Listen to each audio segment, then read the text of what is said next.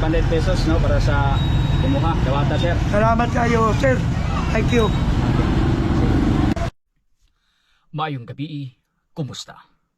Ang atong subject karon usa ka kanisako pa sa Philippine Constabulary kun PC. Ang Philippine Constabulary kun PC mao kini sila ang mga pulis kaniadto. Og sa paglabay sa panahon, gitawag na kini karon nga Philippine National Police. Apan unsa bay nahitabo? Nganong ang kanhi tigprotekta sa katawhang Pilipinhon, ang naa naman diha sa kadalanan, nagdispatch aron lamang mapuhi ug makapalit na sa iyang panginahanglan. Aniya atong paminawon ang storya sa kinabuhi ni Sir Mario Gabonada. O ako mong nabantayan no sa katawhan pod nga taon-taon na ka no dire ga dispatch o dire sa area gid sa Robes so nya pamaligya pud ka no na pila na gid ka katuig tanan dire sir. 30 katuig na ko, sir. Padugay na gid kayo. No dugay na kayo ba 30 Oo, dugay na katuig? kayo. Pero before ka nakaabot din no inganing panginabuhi unsa magkasauna? Sa una, training ko sundalo. Sundalo. O na security po ko sa una. Oo. Kaya wala ko marigular sa PC. Karon nag-gwardya ko. O na nga, wala po ko mag-gwardya. Wala pa na ko makuha ang ICS na ako. Kaya wala lagi makabantay diri sa akong area. Karon nagbalik ako diri sa spot ko. Sa apir. Pero dili pila po'y kitaon nimo kada adlaw? Ang diri, sir, arang-arang na rin. Ang dispatch ka may raman. Oo. 150. 150 sa dispatch. Ang talabalik ya, 500 ang adlaw. Dala baligya. Pero kung ba kay mong trabaho ba kay ga-dispatch na ka o niya pamaligya pagid ka sideline ba duha do dubol Sa line, sir, kay gamay raman kayo ang hatag ko sa jeep. O puno, 5 o isa na kabok. Isura, kaya di katagaan. ano pag yung bali mata?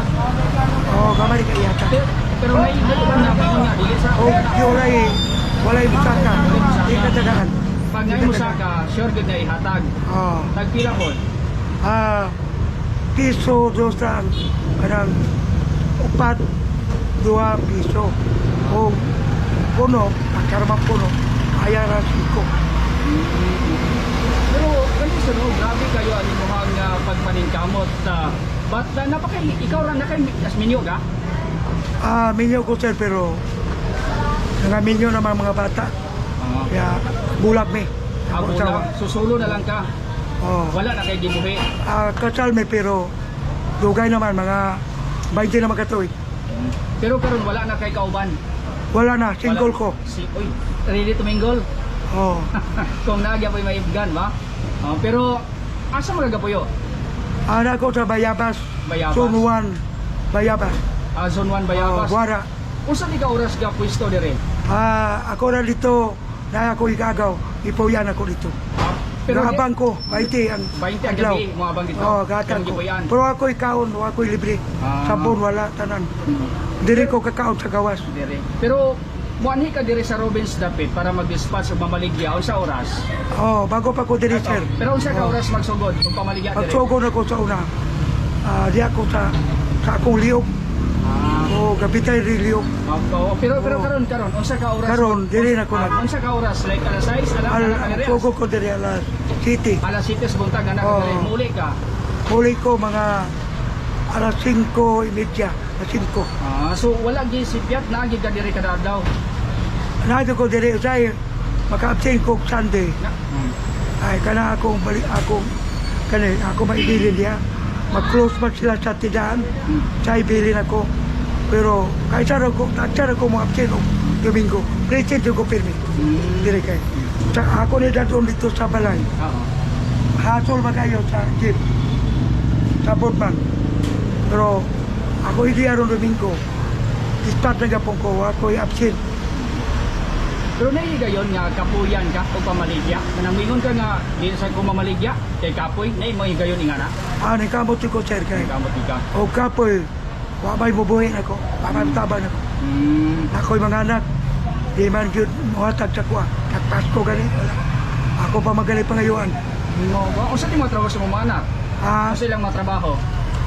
ang akong anak, kanang babae, kanang tulo, kanang dua, minyo ng isa, tumboy. Sige, tagaysa, kaya mo palit. Tagaysa siya, kaya mo palit siya. Ay, uraw. Winston. Okay na, sir. Sige. Ay, tagaysa, kay palit siya. Karoon nga, mga panahon na. Actually, nasa yung mga sigarilyo. Araw. No, napoy gindi, no? Kompleto, trapo, may mga chicheria, no? Nadaghan ang yasan baligya lugar ring dapita. So, mo ni no, pinaangit ko na ni naka-intabinggan po si Sir nga wala kina kung mag-spot siya yan sa ligan kamay ra kanay mga higayon nga kamay ra po no ang ginahatag sa mga drivers kay depende magud po na kuno ganing adunay usaka nga mga pasahero mo nang mohatag but kung wala dito siya income mas mo nang iya gining gabayan sa pagpamaligya manang rason nga makagumbati gyapon siya. Actually mapasalamaton po lugar siya na ganing tagyan ng Robins kay wa gid po siya di sa kibadlongon ba ha adin murag nabutang na gyapon ni nga libre na kay di man sa mabasa diri nga dapita no. So mo to sir nganong dili tagaan naong di ka tagaan sa imong mga anak kasi mga trabaho nila sa mga trabaho Wala jud sila gatag sa ako, sir.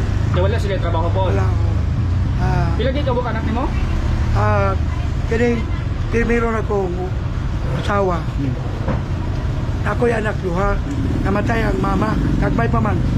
Ang isa ron mo ipadapan ako sa akong anak at sa akong magulang sa Lanao. Mo nabuhi ron na aron diha, naminyot sa kagutan asawa. Ang isa gamay pa man po, ang mangon. Naminyo man ko, kamatay sa ina, primero babae. Naminyo ko sa kadua, kasado, karon kay wala may kabilan sa bata. Pangayo man sa bata ang sa inahan, ugangan ako. Ang isa ron na diri, minyo na ang isa ka tulong na ko kanak nasa adon to sa abroad ang minyo na po di ka pagkatabang sir ang duha ang bana konstruksyon para isa tumboy man tulong ko babay. Pero ikaw sir, unsa gyud pinakapangandoy nimo sa kinabuhi? Karon mapanahon na. Unsay pangandoy nimo? Nakay pangandoy, nakay gusto, nakay ginaampo sa tong Ginoo? Akong pangandoy sir, maka balay ko, ako yuta nga ako kapuyan, hindi ko makalisod-lisod, ako panginabuhi, ako kwarta pirme. Ako rin mag-uisagot, wala may nitaban ako, kaya ako mag-daot ko. Wala ko yung kwarta, wala ako pangandoy na, naning kamot ko, makataot ko. Kaya wala may nagsuport ako, wala akong igagaw, sipuyan ako. Ako paganigata ko 20. Kada gabi doon na, puro ang kaon, hindi ko sa kawan. Pero mas may gilanta sa ro nga nay mga relocation ba nga tagaan ka, no? Og kanang libre bitaw pa. Wala. May unta kung naa, di ba? Wala. No, ato is nga makabaton ka sa ikaw galing mong balay ba? Pero sir, no, sa imo pong mga kaning mga tao nga naglantaw sa tuwa karon, labi na ikaw nanikamot ka 64 anyos na ka, taliwala sa ka init no, og walang init, abog ang imong ka experience nanikamot ka pero nay ubang tao nga di man gapaningkamot no, gapininsayon lang sila gihimo sila madawtan. O sa Kada di ko maabo. oo, katong mga tao nga gapangawat bitaw. Gapangawat ra kay dili gapanarbaho. No? Away nada na sir. Away nada. So, Magkadaot na. kung siya minsay sila ha. Oo. Tambagi sila sir, tambagi sila. Wala din na. Wala nada. Away nada. Trademark na sa tuwa, nga kung ganing may ma-interview kita, nga makahatag inspirasyon. Ato kining buktian sa 5 kilos nga bugas. Apaning higayuna, atong gilantaw kung unsa ang mas kikinahanglan ni Sir Mario. Sir, ikaw sa Rogay, lagi naandan sa mong programa nga manghatag mig bugas no sa among ma-interview, but ikaw dili na magagalungag di ba kay sa gawas na ka magkaon ba? Sa gawas na kagakaon, no? Diri. Sa gawas ko kakaon sir. Gabayan ko. Pamahaw, panuto, kape. Sa gawas ko kakaon. So, aniya sir, 500 pesos no para sa kumuha. Dawata sir. Salamat kayo, sir. Thank you. Daghang salamat ta sa inyong paglantaw. Og si kinsa katong adunay kaila nga susama sa storya sa kinabuhi ni Sir Mario ug uban pa natong mga subject nga makahatag inspirasyon ngadto ni bisan kinsa. Palihog paki-comment. Hangtod na lamang sa sunod higayon. Kini na lamang si Zen Kahatol. Daghang salamat. Sa kanunay, kita nagtuo ang pag-asinso ni Muhigala, pag-asinso usaba sa atong nasona. Buot sabton, kung tabangan nimo ang imong kaugalingon nga moasinso, sa malawang nga mitapang ka nga moasinso ang Pilipinas.